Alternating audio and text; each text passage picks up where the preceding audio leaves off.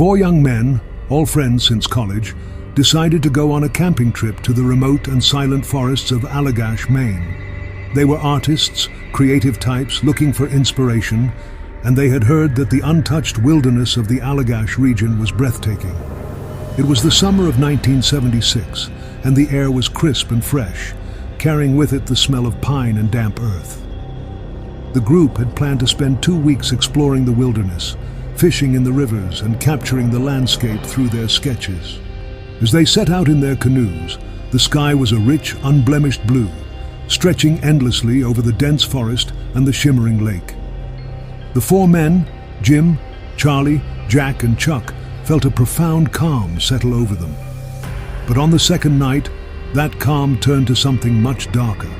After setting up camp beside the river, the men sat around a small fire, the flames casting flickering shadows on the trees around them.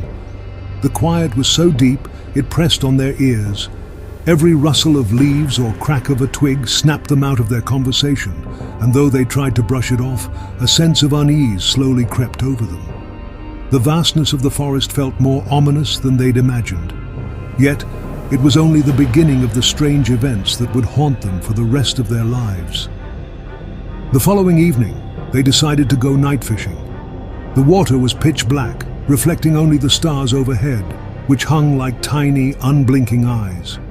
Jim glanced over his shoulder at the campfire they had left burning on shore. He had an unsettling feeling, but he couldn't quite place it. As they drifted further out into the lake, Jack noticed something odd in the sky. "Hey, look over there," he whispered, his voice barely audible over the gentle sloshing of water. He pointed to a distant point of light hanging just above the treetops. The others followed his gaze, and there it was. A bright light, almost like a star, but far too large and far too close. It hung silently, motionless in the night sky, like a single watchful eye. It glowed with an unnatural metallic hue, shifting subtly from white to blue and then green. For a few moments, none of them spoke. They were transfixed, mesmerized by the cold, eerie beauty of the object. But then, the light began to move, slowly at first, gliding along the treetops before accelerating.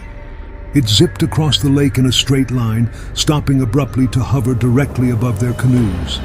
Panic surged through the men as the light flooded over them, illuminating the dark waters and turning the lake into a shimmering liquid mirror. Jim could feel his heart pounding, his mouth dry and his palms cold with sweat.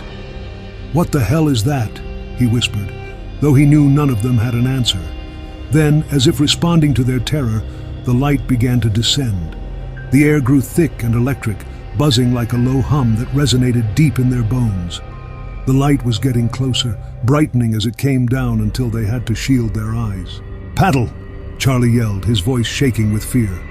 They all dug their paddles into the water, trying to escape the grip of the brilliant, unnatural light. But no matter how hard they rowed, the light seemed to follow them, closing in until it was directly above them, casting a circular spotlight on the canoe. Suddenly, everything went black. Jim opened his eyes, and his vision was blurred. His head was pounding, and there was a sickening nausea twisting in his gut.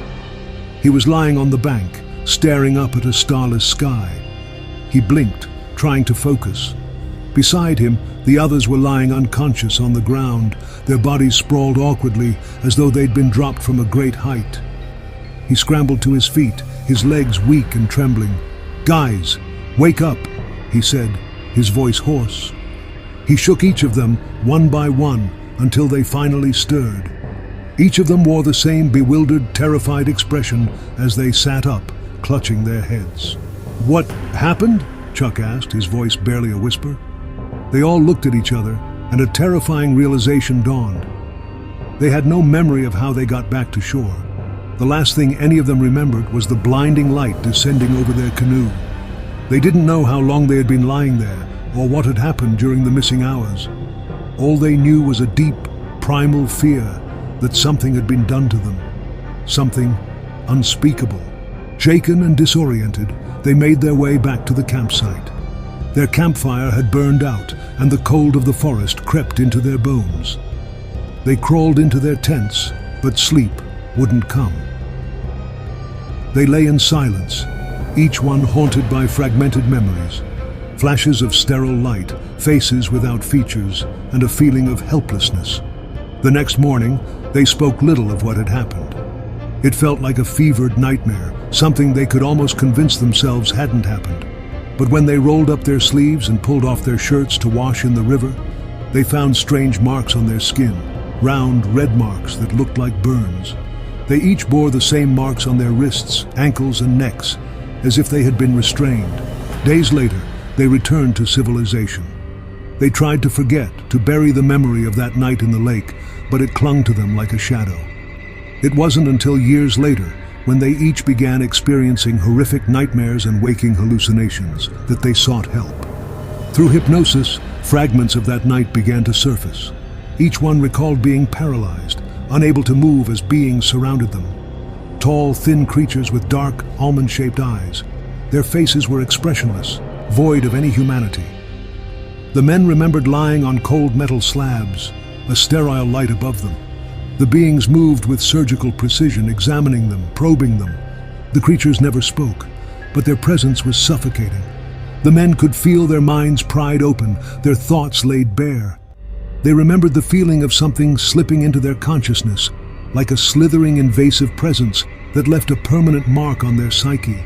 Jim remembered one of the beings looking directly into his eyes. The gaze was cold, unfeeling, as if he were nothing more than a specimen. His blood ran cold as he remembered the creature's touch, a touch that burned with a strange, unnatural energy, sending jolts of pain through his body. Over the years, each of the men was haunted by those memories. They tried to move on, but the feeling of being watched, of being followed, never left them. They would see lights in the sky, feel an overwhelming sense of dread, and hear faint, unearthly sounds just beyond the range of hearing. They couldn't shake the sensation that the beings were still out there, watching, waiting. One by one, their lives unraveled. Jim was the last of the group to remain stable, clinging to some semblance of normalcy. But even he wasn't immune to the relentless fear. Late at night, he would wake, drenched in sweat, heart pounding as he heard whispers echoing in his ears.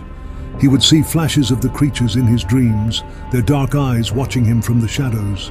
And then one night, as he lay awake in bed, he saw it again. A light hovering outside his window, growing brighter, larger. The hum returned, filling his room, rattling his bones. He felt paralyzed, unable to move, just like before.